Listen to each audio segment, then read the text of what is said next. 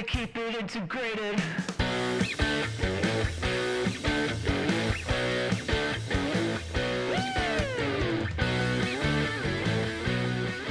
That's right, folks. You're listening to Keep It Integrated, the podcast where we talk about everything MARCOM, and of course, where we always keep it integrated. I'm your host, Kristen Comforo, and thank you for joining us as we uncover key trends and best practices in the industry.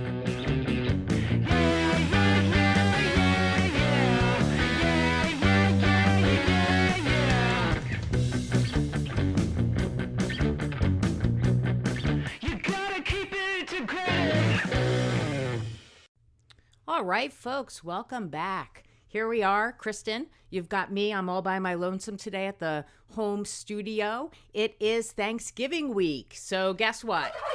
Yep, you hear it. We are talking turkey. We're going to talk all about the marketing opportunities that pop up around this kind of most traditional, most widely spread celebrated holiday in the United States. You got it, Thanksgiving.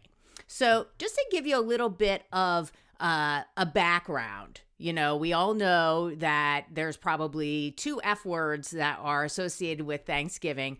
Well, maybe 3, depending how your family dynamics works. But we've got food, we've got football, and then we're going to throw in an S at the end there for shopping. Right. Thanksgiving is notorious for Black Friday, which is that very pivotal day in brands' sales, where we kind of move from being in the negative into being in the positive. So we start to see ourselves growing as a brand and really being activated in the marketplace.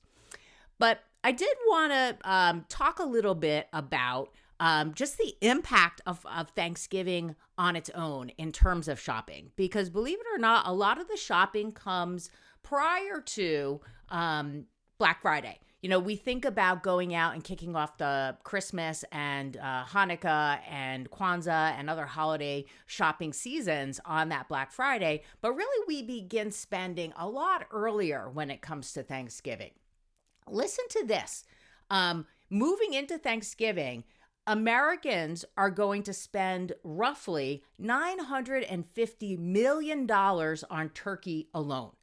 That is a lot of turkey. I don't want to get you in a negative mood before you even eat the turkey, but the average American's going to eat about 4,500 calories on Thanksgiving Day. So be prepared.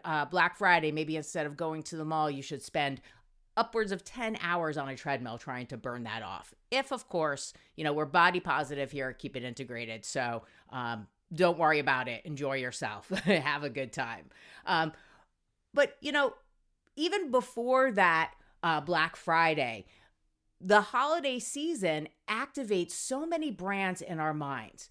I did a little bit of Google research. Numerator does this great holiday preview study.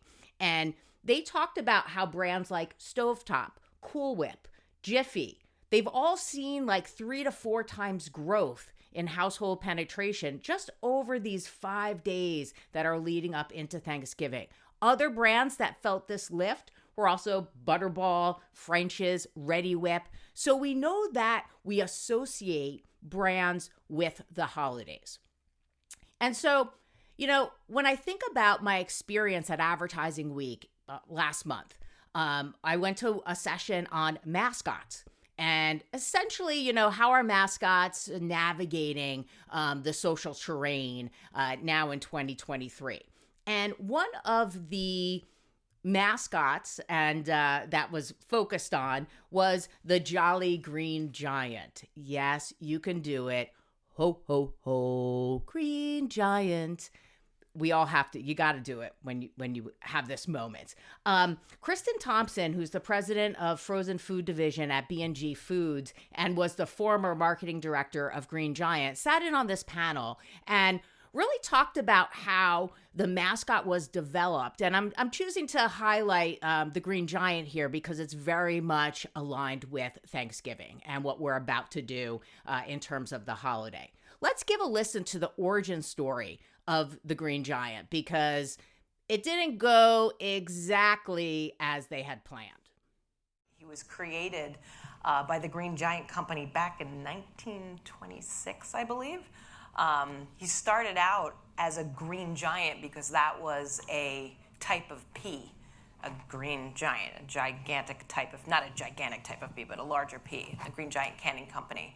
And originally when he was designed, he was kind of terrifying actually. He was based off of a Brothers Grimm fairy tale story, I forget, but it turned out that he was so frightening that kids were scared of him. And the whole idea behind the Green Giant was to help children enjoy vegetables. So with the help of Leo Burnett, the Green Giant was kind of transformed into the more iconic, lovable, friendly, jolly Green Giant. And for the Green Giant Canning Company to be able to trademark Green Giant, they had to literally add the word jolly in front of it to get the trademark. So that's kind of how he came to be, and he sort of evolved over time as this beloved expert of vegetables with a questionable sidekick named Little Green Sprout, who'll probably talk a little bit more later. But yeah, and he's kind of evolved through the years. And one of the most distinguishing characteristics of the Green Giant, besides his size, is his ho, ho, ho, ho, ho, ho.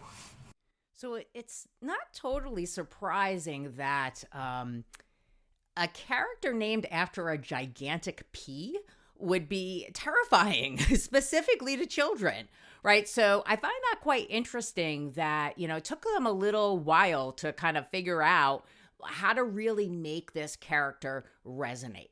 One of the things that we really love to do in advertising and PR is the product itself has nothing. It is nothing. It's a commodity, right? Think about whether it's a giant pea, whether it's the corn, whether it's, other forms of green beans and vegetables that the Jolly Green Giant produces, that's nothing. It is what it is. And so if you could somehow create a personality around that and make the product itself almost like a hero saving the day.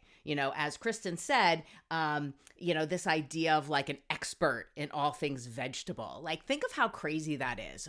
It is almost idiotic. And yet it resonates so deeply with people. One question I do have, and y'all can think about this, little Sprout, she refers to them as questionable. To be honest, I don't know much about little Sprout. So it begs that question. The Jolly Green Giant's been around for what they say, 100 years or so. And it went from this kind of crazy, scary looking guy in tights to the kind of animatronic, jolly character that we see today in 2023. There's a lot of hits and misses as you go through. The Jolly Green Giant has been quite iconic, so it's had this lasting power. Is a little Sprout following in those footsteps, or is it a grasping at straws, and we're still waiting to see if that character is going to resonate? One of the platforms that they're really looking to engage with more is TikTok. So let's hear what Kristen Thompson has to say about TikTok and how we might see both the Green Giant and maybe Little Sprout also popping up on that platform.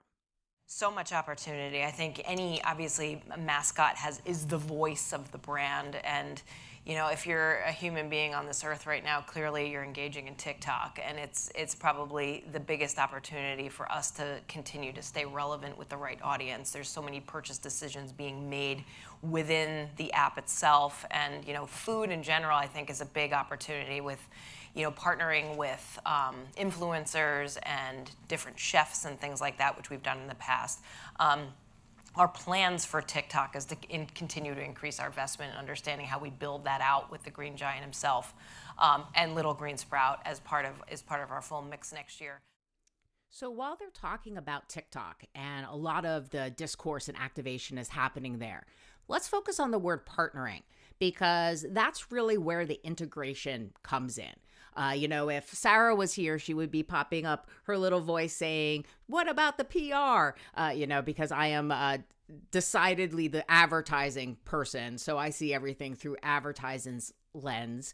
But when we see platforms like TikTok and then this idea of partnering, we really start to see the blurring of the lines between like what is ad and what is PR. And one of the things that I love, my favorite thing about the holiday, in addition to the food and the football, I'm not as into the shopping as I think I maybe should be as an ad PR kind of person, but the Macy's Thanksgiving Day Parade. Talk about iconic. This parade has been going on since like 1920.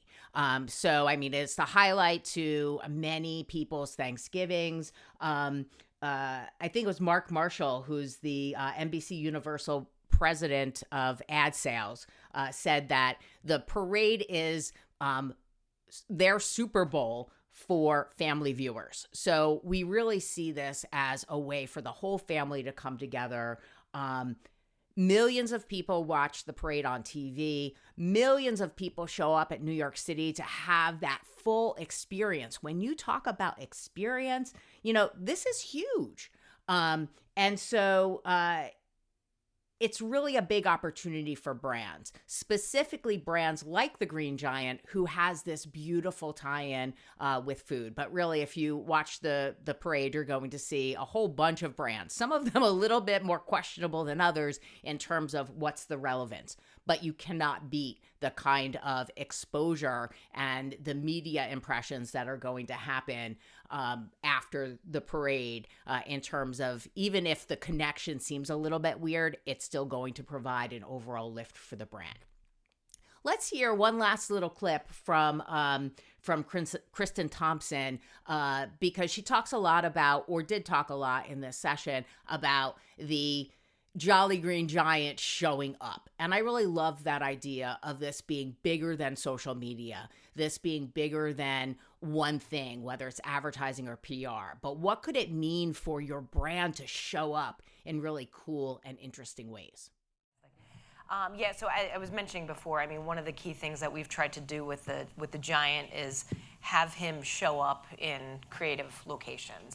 We've done a lot of work with partnerships. And, you know, I mean, his presence obviously is giant.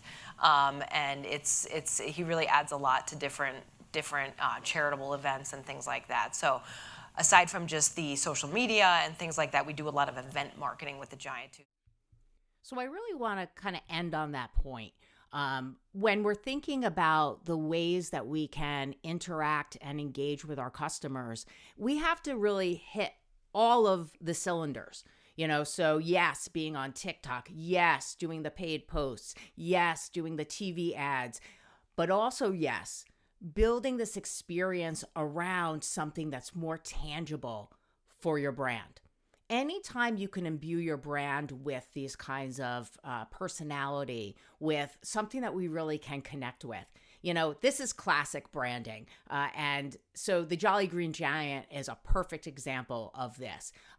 Iconic, immediately recognizable, also so closely connected to the feelings that come along with food and nurturing relationships through food.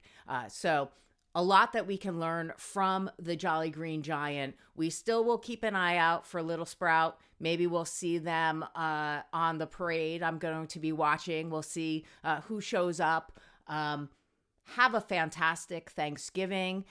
Good luck on Black Friday if you're out and about shopping. Also, don't forget, what do we have? Small Business Saturday. Please support your small businesses. We have Cyber Monday. And then we've got Giving Tuesday. So don't forget to give back to your favorite causes and to really give thanks for all that you have. That's it for this episode of Keep It Integrated. Big thanks to Jordan Arruda, who produced our theme song, our sponsor, the Graduate Program in Integrated Communication at the University of Hartford, and of course you, our listeners. Until next time, remember, always keep it integrated.